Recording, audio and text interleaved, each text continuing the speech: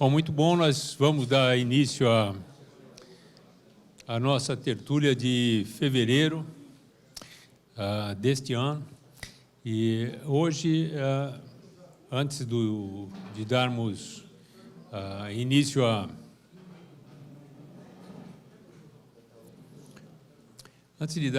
à tertúlia, eu gostaria de fazer alguns avisos. Nós temos muitos avisos a vos comunicar na tertúlia de hoje. Alguns deles muito tristes e outros muito felizes. Nós temos lamentamos vos informar que no dia 8 de janeiro deste ano nós registramos o falecimento da acadêmica emérita Elga Maria Mazarolo Cruz, que pertencia à cadeira número 39, cujo patrono é Silvio Soares de Almeida. No dia 6 de fevereiro, há alguns dias, a academia recebe notícia do falecimento do acadêmico emérito Demerval Matos Júnior, urologista e que ocupava a cadeira número 109, cujo patrono é Antônio Bernardes de Oliveira. Ontem, registramos o falecimento do nosso professor acadêmico emérito Luiz Camano, ginecologista e obstetra, que ocupava a cadeira 44, cujo patrono é Costabile Galucci. A academia encaminhou às famílias o seu pesar em nome de todos os acadêmicos. Hoje nós tivemos a eleição dos novos acadêmicos que passarão a ocupar a cadeira número 35, sendo para essa cadeira eleito o professor Alfredo José Mansur.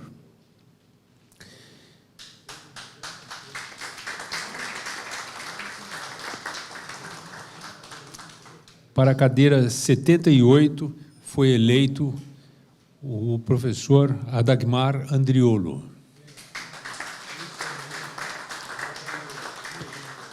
Na cadeira 125, apesar da excelente votação, e devido à excelente votação de ambos os concorrentes, não houve possibilidade de se alcançar o número mínimo requerido, que era o número de votos válidos mais um, para que se ocupasse a cadeira. Portanto, a cadeira continua aberta e novas eleições, conforme o estatuto, serão convocadas para ocupá-la. Portanto, nós abriremos inscrições para a ocupação da cadeira 125. Anunciamos ainda que, a partir de amanhã, será apresentado um edital que incluirá a cadeira 125, que acabou não sendo ocupada nas eleições que hoje se encerraram, e mais 7 outras cadeiras vacantes. Portanto, nós teremos 8 cadeiras vacantes a partir dessa data, a partir de amanhã. Perfeito? Para que os senhores guardem e se reservem para esse momento, no dia 31 de outubro deste ano, nós teremos o encontro das academias de medicina de São Paulo e a Academia Sul Rio Grandense de Medicina. Para essa reunião, nós tivemos contato com o ministro da Saúde, Luiz Henrique Mandetta, e que nos encaminha uma carta dizendo que está impossibilitado de estar presente na reunião de hoje, mas estamos articulando com ele uma outra tertúlia, onde ele será o apresentador ainda este ano. Muito bom. Na tertúlia de hoje, eu tenho a gratíssima satisfação de vos apresentar José Eduardo Aguilar Siqueira do Nascimento. José Eduardo Aguilar Siqueira do Nascimento, nesta sala, certamente é a pessoa que eu conheço há mais tempo. Nós compartilhamos ainda aqui, em momentos distintos, as cadeiras do Colégio Marista Arquidiocesano de São Paulo, isto na década de 60, não? E depois compartilhamos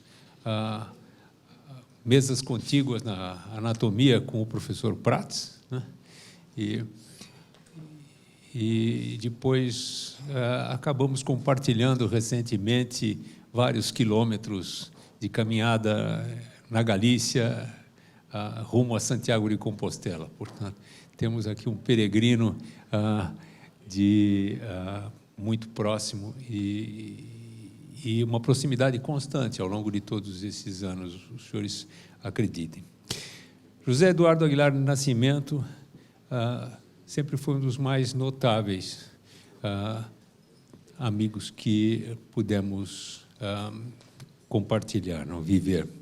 Conviver.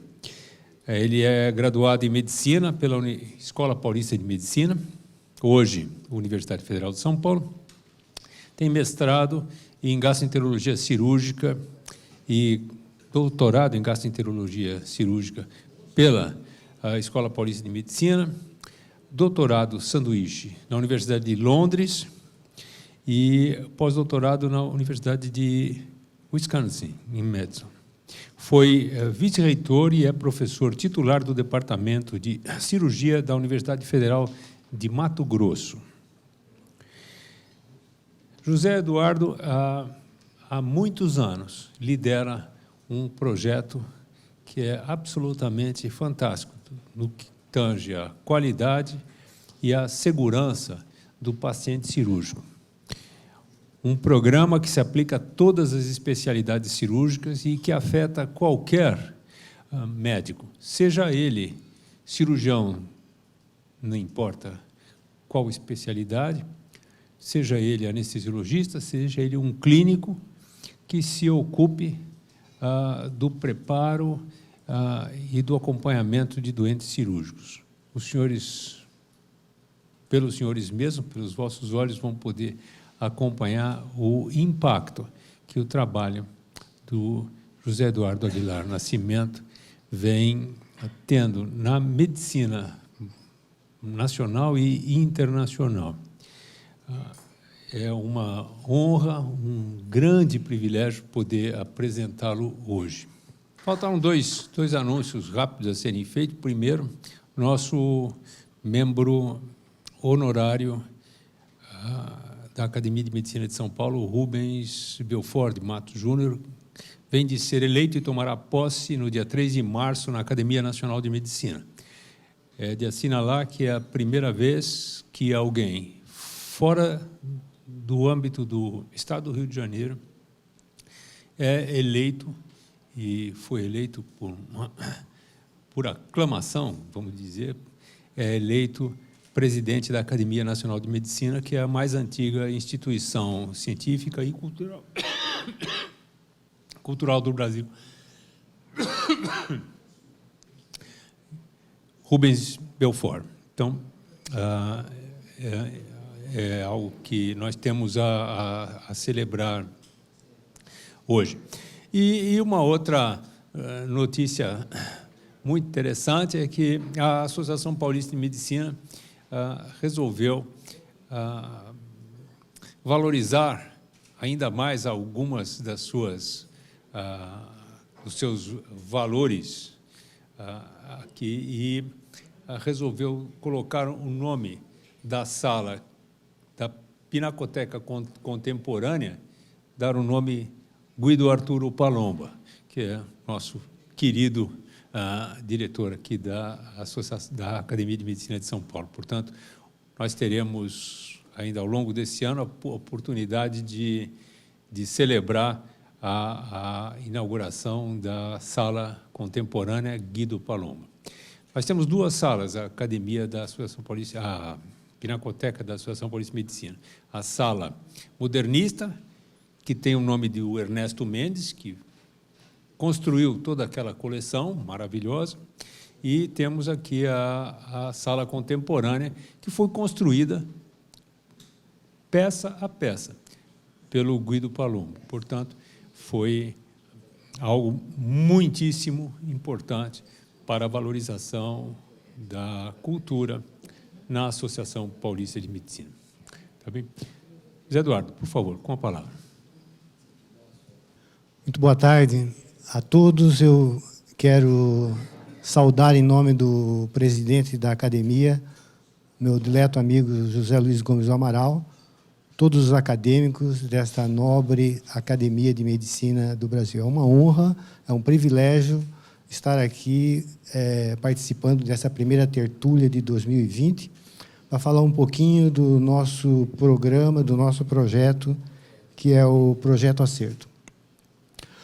A gente tem que fazer um início falando um pouquinho sobre qual é a filosofia do projeto, e a gente tem que ver o interessante desenvolvimento tecnológico que a cirurgia passou nos últimos século e meio. Billroth, uma sala de cirurgia do século passado e uma sala de cirurgia moderna, videolaparoscopia, hoje já caminhando para uma cirurgia robótica. Da mesma maneira, nos anos 70, os anestesistas cuidavam do paciente no intraoperatório com estetoscópio, aparelho de pressão, e hoje os anestesistas também dispõem de um cockpit fantástico que permite um melhor cuidado tecnológico no intraoperatório. Então, a gente pode dizer que, nesse século, houve uma mudança fantástica, extraordinária, tecnológica. No entanto, os cuidados perioperatórios, pré, intra e pós-operatório, muitas vezes continuam os mesmos em todas as partes do mundo. Nós estamos usando tecnologia avançada, mas ainda prescrevendo o paciente como se fazia na década de 60, 70, 80, mostrando que esse desenvolvimento não foi tão rápido quanto o desenvolvimento tecnológico. Então, esse gráfico mostra bem o desenvolvimento que se chegou à tecnologia cirúrgica e anestésica, porém, os cuidados perioperatórios, apesar de termos evidências científicas importantes, eu coloco aqui o trabalho desse anestesista, o Dr. Kellett, David Wilmore, nos Estados Unidos, que no século passado, na década de 80, postularam os primeiros parâmetros de acelerar a recuperação do paciente num protocolo denominado, principalmente em coloproctologia, de fast track. Então, isso começou a romper barreira das prescrições tradicionais de jejuns prolongados no pré-operatório, no pós-operatório, uso profilático de sonda nasogástrica, abuso de fluidos cristalóides e outras prescrições não baseadas em evidência e mais em tradição e empirismo. No início do século, um grupo europeu do norte da Europa criou um protocolo muito interessante chamado ERAS, que é o acrônimo de Enhanced Recovery After Surgery. A gente teve a oportunidade de participar do primeiro guidelines desse grupo em cirurgia duodeno-pancreática, porém, o ERAS entrou por um caminho de cobrar a implantação do protocolo, o que inviabilizaria o sistema público de saúde nosso e a maioria dos hospitais do Brasil. Então, há um custo para se implementar esse ERAS, o que era completamente impossível. E muitos passaram a usar o termo não ERAS, mas ERPs, que é Enhanced Recovery Programs, para sair do royalty de pagar o uso da marca Aeras pelo mundo afora. Em 2005, nós criamos aqui no Brasil, na Universidade Federal de Mato Grosso, uma primeira tentativa de fazer um protocolo multimodal baseado em evidência, tentando usar aquilo que se tinha de conhecimento de evidência melhor, como, por exemplo, a abreviação do jejum pré-operatório, realimentação precoce no pós-operatório. Na época, ainda, o hospital tinha pouca videocirurgia, nós começamos com incisões oblíquas, tentar restringir o uso de fluidos, não usar para todos os pacientes em cirurgia coloproctológica, preparo de colo, sonda nasogástrica e drenos, e alguns outros controles que a gente introduziu, e uma forte auditoria para medir os dados. Acerto, a gente denominou, é um acrônimo, né? Aceleração da recuperação total pós-operatória. A gente achou que era um nome forte em português, em espanhol, que pudesse impactar bem o programa. E ele tem, dentro da nossa visão, janelas importantes para se acertar o paciente, da indicação cirúrgica do paciente eletivo até a entrada do paciente dentro do centro cirúrgico. A gente pode fazer algumas coisas de prescrição para melhorar a possibilidade do paciente ter um melhor resultado no pós-operatório e, dessa maneira, também no intraoperatório, no pós-operatório e também após a alta. Então, é um protocolo que tem prescrições em 4 períodos.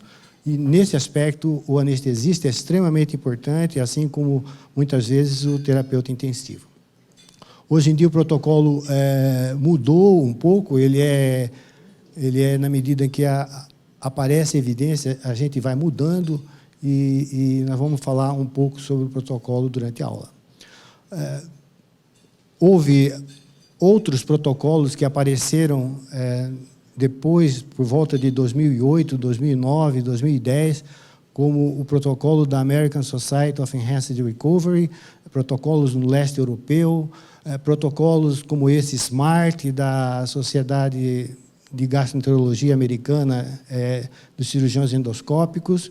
Enfim, vários protocolos tentam fazer com que todo esse avanço tecnológico no armamentário cirúrgico e anestésico possa melhorar com prescrições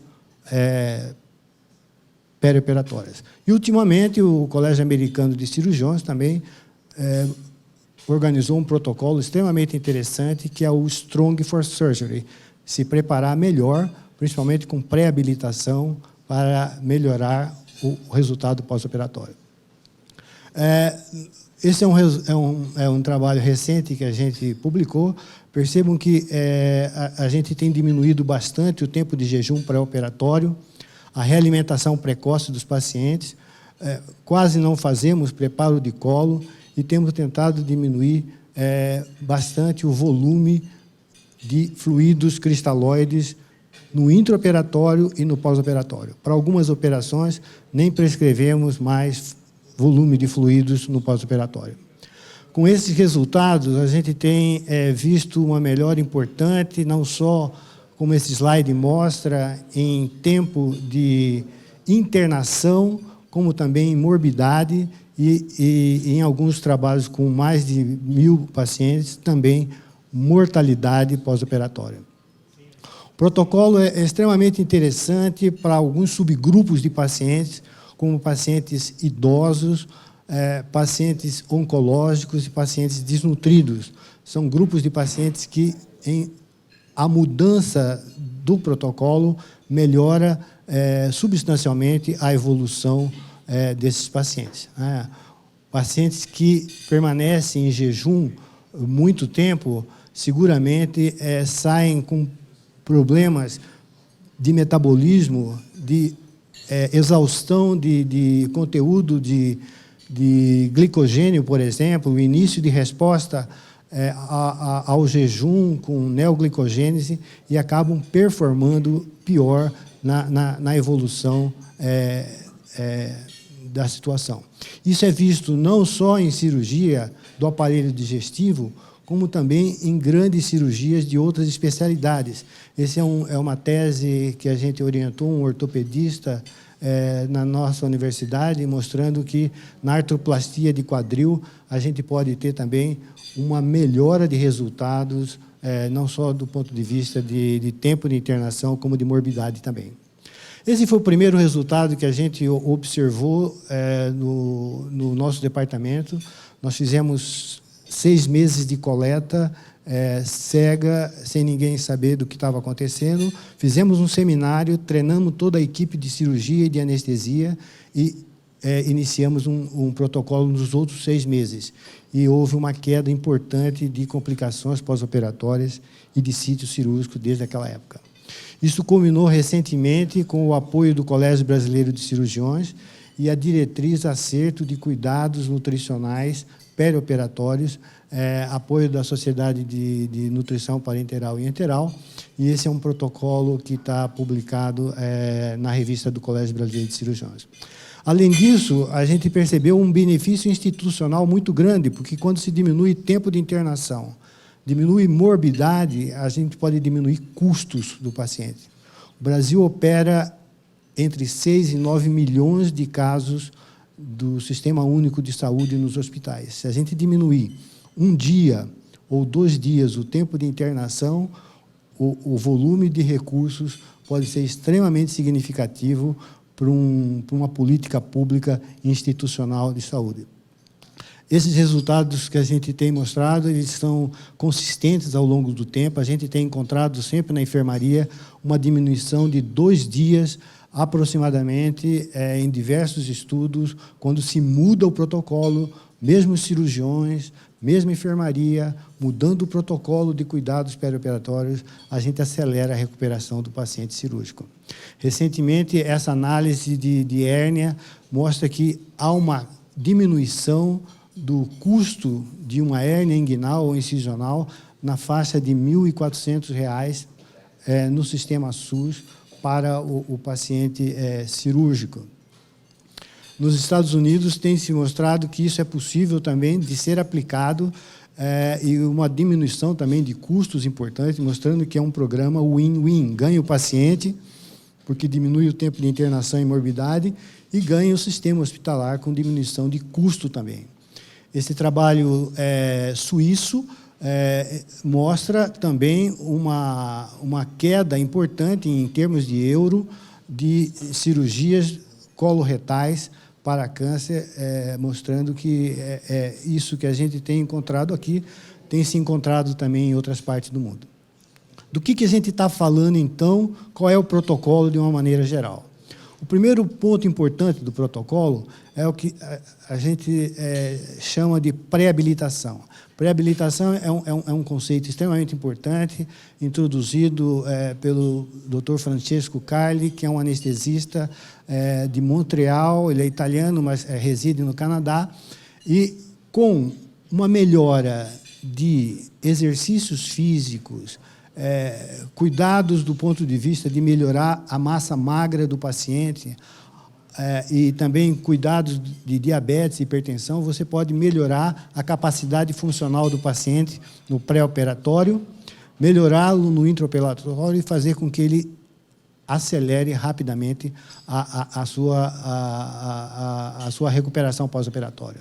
Então, energia do ponto de vista nutricional, caminhada, se você tiver esse gap entre a indicação cirúrgica e o tempo e o dia da operação, isso é bastante importante, e outros aspectos de uma maneira geral. Isso, normalmente, o que a gente tem feito é reabilitar o paciente depois da operação, né? Esse conceito a gente está querendo pré-habilitar, como se alguém que fosse correr uma maratona, a gente fizesse um preparo desse paciente do ponto de vista físico, entre outras coisas, para melhorar o pós-operatório.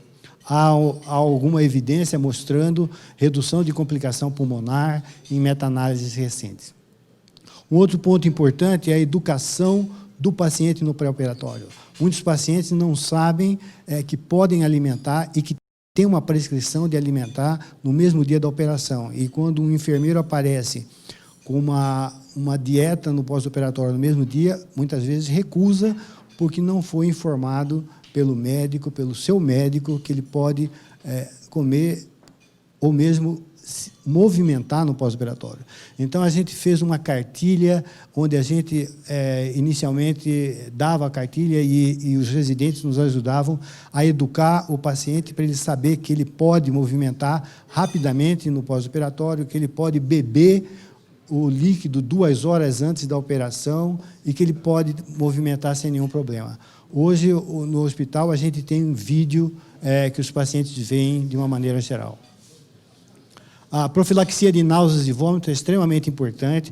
Muitos hospitais do Brasil ainda utilizam monotratamento com metoclopramida apenas, e há muita possibilidade de usar outras drogas e com profilaxia de náusea e vômito. Pequenas operações como herniorafias, videocolecistectomias, a alta pode atrasar pela intensidade de vômitos que os pacientes podem ter.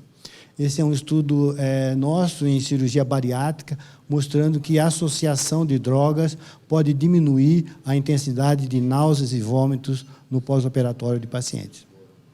Recentemente, a gente tem usado um pouco de atenção em probiótico, simbiótico, em cirurgia, tentando melhorar o ecossistema intraluminal, tanto no pré-operatório quanto no pós-operatório, usando tanto bactérias como probióticos. Há evidência mostrando que isso pode diminuir a sepse no pós-operatório, quanto ao uso de bactérias e seu alimento, que seria o simbiótico, de uma maneira geral.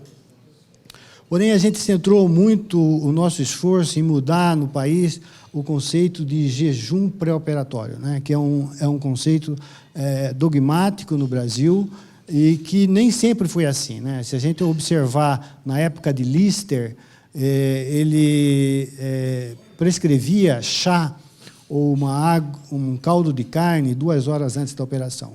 E, em 1946, um obstetra chamado Mendelssohn publicou um estudo retrospectivo em parturientes, mostrando 2 casos de asfixia por aspiração de conteúdo gástrico. E isso mudou completamente a história dos guidelines de jejum pré-operatório. Os guidelines falavam em 2, 3 horas e começou a ser mudado para nada pela boca depois da meia-noite e jejuns de 8 ou mais horas, sem se fazer um estudo randomizado, um estudo retrospectivo, e não em paciente eletivo, mas em parturientes. Fisiologicamente, a gente sabe que o comportamento de sólidos é completamente diferente de fluidos claros, como água e associada com carboidratos, que saem mais rápido do estômago. Muitos estudos na década de 80 mostraram que o conteúdo gástrico é extremamente semelhante com 2 ou 11, 18 horas de jejum, quando se dá líquidos claros para o paciente tomar. E vários estudos que a gente fez de segurança no nosso grupo mostraram que o volume pode ser exatamente igual se o paciente ficar em jejum por 8 ou mais horas, se toma água, se toma carboidrato, ou se toma carboidrato associado a um aminoácido, né? Vários estudos com ressonância, com endoscopia no nosso grupo mostraram bastante segurança nesse aspecto. Mas o aspecto mais importante que eu queria salientar para os senhores é que, quando se prescreve 6 a 8 horas de jejum, as pessoas ficam muito mais. E na nossa auditoria no hospital, a média era de 16 horas, com pacientes ficando um dia inteiro de jejum aguardando cirurgia. O que seguramente leva o paciente para o intraoperatório num problema metabólico extremamente importante, uma exaustão de glicogênio e já em resposta quase semelhante ao trauma e que agrava com o início do trauma. Para mostrar que isso não ocorria só Recentemente, no nosso hospital, a gente fez um estudo multicêntrico com 19 hospitais universitários no Brasil, e a gente viu que aquilo que acontecia no nosso hospital acontece, de uma maneira geral, em todos os hospitais. As cirurgias atrasam, elas não conseguem começar no horário, por diversas razões. As do segundo horário atrasam ainda mais, e não é incomum, quando se prescreve 6 a 8 horas de jejum, pessoas ficarem 12, 14, 18 horas de jejum, em média. Isso, seguramente, agrava a resposta ao trauma, e esse paciente entra com elevados níveis de cortisol, adrenalina, com quebra já de massa magra, com lipólise e formação de neoglicogênese. Isso devido a essa situação, que é um agravo na resistência insulínica que o jejum dá, e transforma os pacientes, num primeiro momento, como se fossem uns diabéticos tipo 2. Há uma elevação da hiperglicemia, que é diretamente relacionada ao tamanho da operação. Quanto maior a operação, maior possibilidade da gente ter pacientes hiperglicêmicos, pacientes com resistência insulínica nas primeiras horas de pós-operatório. Esse é um outro estudo nosso, mostrando que, inclusive, a resposta inflamatória aumenta com o tamanho do jejum no pré-operatório. A gente idealizou uma solução artesanal, não tinha isso industrial no Brasil, e associamos maltodestrina e passamos a dar 2 horas antes da operação para os nossos pacientes no hospital. A importância disso é que, quando se fornece soluções que sejam seguras do ponto de vista anestésico, para não ter regurgitação e aspiração, líquidos claros, 2 a 3 horas antes da operação, os pacientes têm menos resistência insulínica, têm menos resposta ao trauma e ficam menos no hospital. Uma analogia muito parecida com o que acontece ao preparo nutricional do atleta próximo de uma grande corrida, por exemplo. E o que é mais interessante é que todas essas sociedades, todas elas, falam exatamente a mesma coisa nos seus guidelines. Sólidos, 6 a 8 horas, líquidos claros ou líquidos com carboidratos, 2 horas antes da operação. Todas falam isso, e, de uma maneira geral, nós não seguimos isso de uma maneira protocolar, como recomendam todas essas sociedades. Recentemente, uma resolução nova do Conselho Federal de Medicina, liderado pela seção de anestesiologia do CFM, mudou a resolução e passou a colocar os líquidos claros 2 horas antes, substituindo a resolução antiga. Um outro ponto importante é a terapia nutricional pré-operatória. Doentes cirúrgicos são habitualmente pacientes desnutridos, né, dependendo do tipo da condição de doença de base, até mais. Essa é uma coisa que acontece em todo mundo.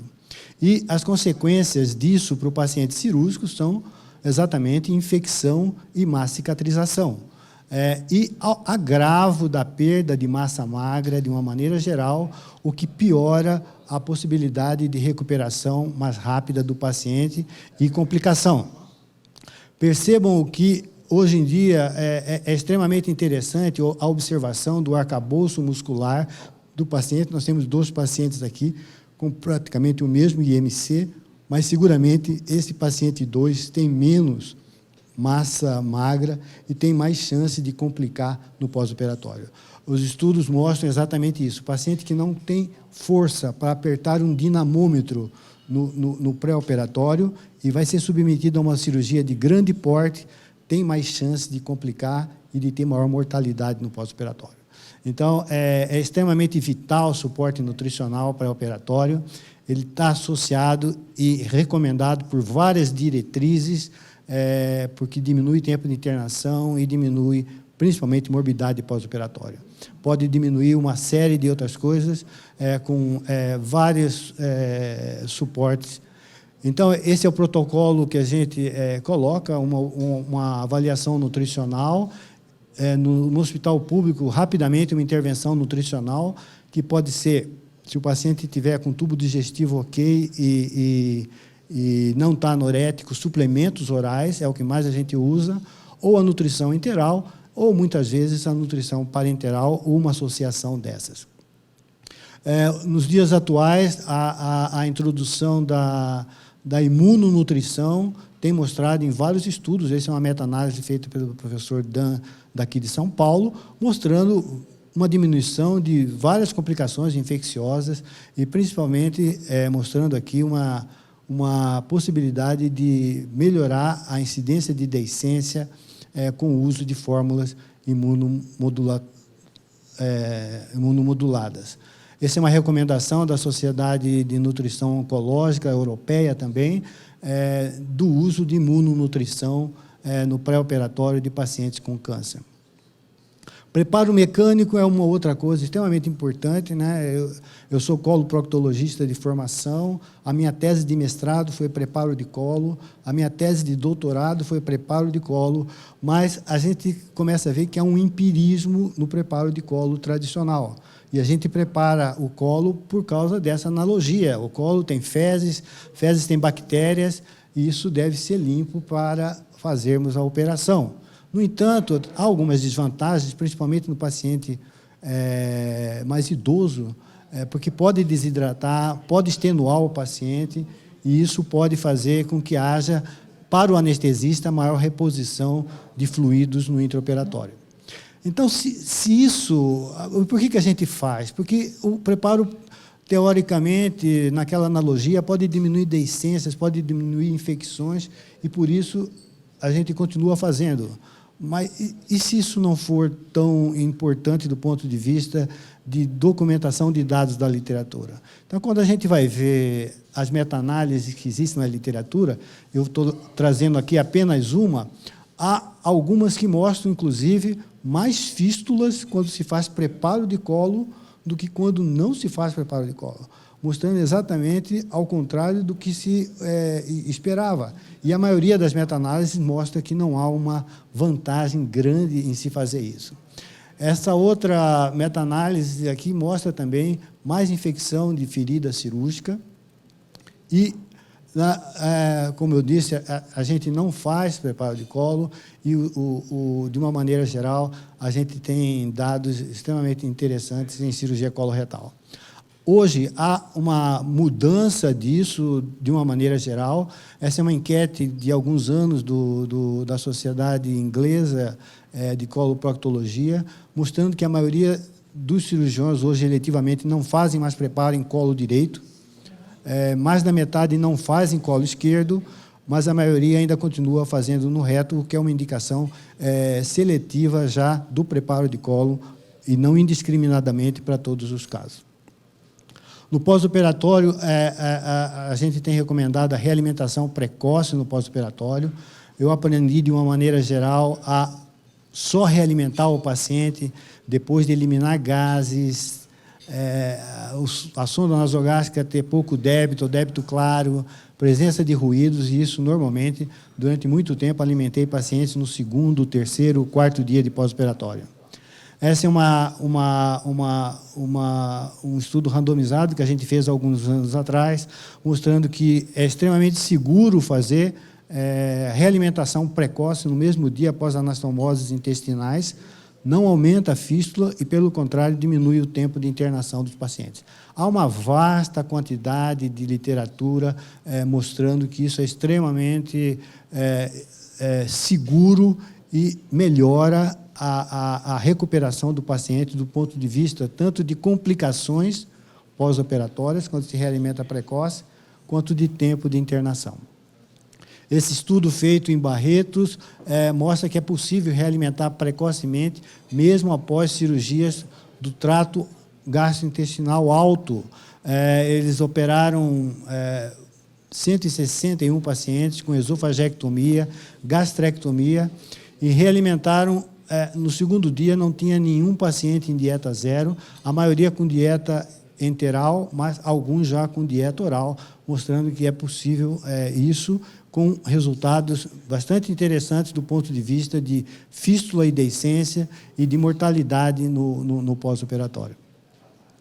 Nos dias atuais, a gente está com um trabalho no Prelo, mostrando que realimentar ainda na sala de recuperação anestésica, de uma maneira ultra precoce, a comando do anestesista, uma vez que o anestesista está seguro em realimentar. Esse é um paciente que fez uma videocolectomia direita por doença de Crohn, ele está realimentando e isso acelera a motilidade gástrica e a motilidade intestinal. Para acelerar esses reflexos, a mastigação é extremamente importante. E, por isso, a utilização de chicletes, por exemplo, pode, no pós-operatório imediato, acelerar o esvaziamento gastroduodenal, o esvaziamento iliocólico, colocólico e promover uma eliminação de fezes e gases mais precocemente, o que leva também à aceleração da recuperação do paciente. Há várias meta-análises como essa, eu peguei a primeira de 2007, existem pelo menos umas 8, 9, mostrando que acelera a recuperação do paciente, uma medida extremamente simples, que é o uso da mastigação via chicletes no pós-operatório. Porque se a gente não alimentar o paciente, a gente necessariamente tem que hidratá-lo. E a utilização de solução de salina como essa, indiscriminadamente, como a gente tem visto de uma maneira geral, pode causar danos ao paciente, porque isso não é uma situação muito simples. No dia da operação, é muito comum o paciente receber, de uma cirurgia de grande porte, 4, 6, 10 litros, e isso acaba fazendo com que a maioria desse líquido fique no espaço intersticial e aumente o peso do paciente, aumente o ilho no pós-operatório, e, de uma maneira geral, isso pode piorar a condição, de uma maneira geral, clínica do paciente. Os estudos mostram que não é incomum isso no dia da operação, né? E que ganho de peso no pós-operatório, primeiro, segundo dia de pós-operatório, é seguramente líquido que não demora alguns minutos ou horas para sair do espaço intravascular e ir para o espaço intersticial, principalmente solução salina. Então, isso, jejum prolongado, fluidos, leva seguramente a ilho pós-operatório, dificuldade para alimentar o paciente no pós-operatório, vômitos, e esse ciclo vicioso acaba combinando jejum prolongado, ilho prolongado e fluidos cristalóides de uma maneira geral.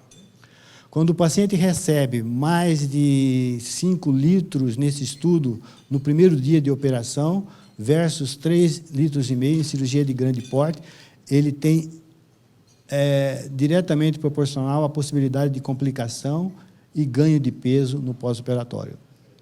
Na nossa experiência, a gente conseguiu diminuir muito a quantidade de fluidos, principalmente em idosos, o que levou a resultados importantes.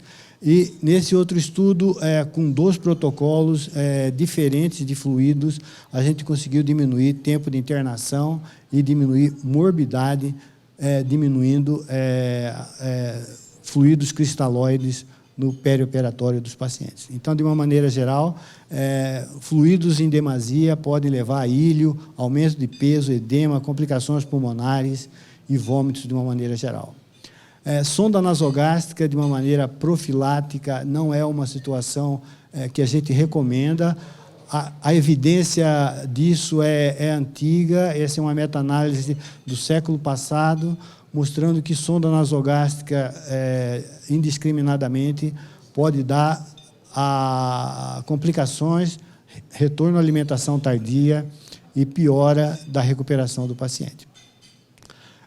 Laparoscopia associada a esses protocolos, esse é um estudo LAFA em cirurgia coloretal, mostrando que quando se associa tecnologia a um protocolo fast track, há uma recuperação mais rápida do paciente, mostrando que a associação de tecnologia com prescrição é extremamente importante.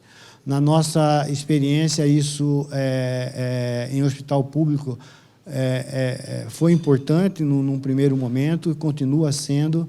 A gente procura sempre seguir esse protocolo de uma maneira geral, com uma diminuição de dias de internação em vários estudos que a gente tem publicado. Em larga escala, comparando o que nós tínhamos antes do protocolo acerto e depois do protocolo acerto, a gente notou um ganho extremamente importante em diminuição de infecção de sítio cirúrgico, em morbidade de uma maneira geral e da necessidade de reoperação no paciente. A auditoria mostrou que os números do hospital melhoraram. A gente faz uma auditoria e apresenta ao departamento a cada 8 semanas, que é o momento da troca dos internos, e a gente tem caído numericamente importante a mortalidade no hospital ao longo do tempo. Os estudos têm saído só da cirurgia coloproctológica. A gente tem publicado também em cirurgia bariátrica, redução do tempo de internação e morbidade.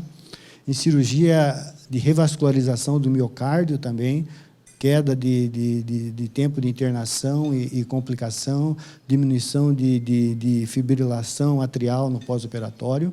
E, ultimamente, temos entrado em cirurgia bariátrica. Foi o último grupo a aderir isso no nosso hospital, diminuindo o jejum do paciente pediátrico e diminuindo o tempo de realimentação do paciente pediátrico também. Eu estou trazendo um livro para a academia, que é a 3ª edição do livro Acerto. A 4ª edição está saindo agora em abril, aqui em São Paulo. Eu ainda não tenho a 4ª edição, por isso eu trouxe uma 3ª edição para presentear a academia. Há muito tempo a gente faz um simpósio nacional, desde o ano 2008. Começamos em Cuiabá a fazer um simpósio nacional, trazendo o pessoal do ERAS, trazendo o pessoal importante do Brasil que cuida de cuidados perioperatório, e ao longo do tempo mudamos para São Paulo. Hoje a gente tem uma plateia de aproximadamente 1.000 pessoas que todo ano vão ao FEComércio, e nós estamos com anestesistas, cirurgiões, intensivistas, mostrando que a discussão de cuidados perioperatórios é extremamente importante quando é feita por todas essas especialidades, né? De uma maneira geral, a gente tem cada vez colocado na plateia cirurgiões, anestesistas e discutido o cuidado do paciente cirúrgico. Dia 3 a 4 de abril, estão todos convidados, se quiserem comparecer ao 12º Acerto, aqui em São Paulo, no FEComércio, entre 3 e 4 de abril. Bom, era isso que eu queria dizer e agradecer por terem me ouvido nessa tertúlia. Muito obrigado.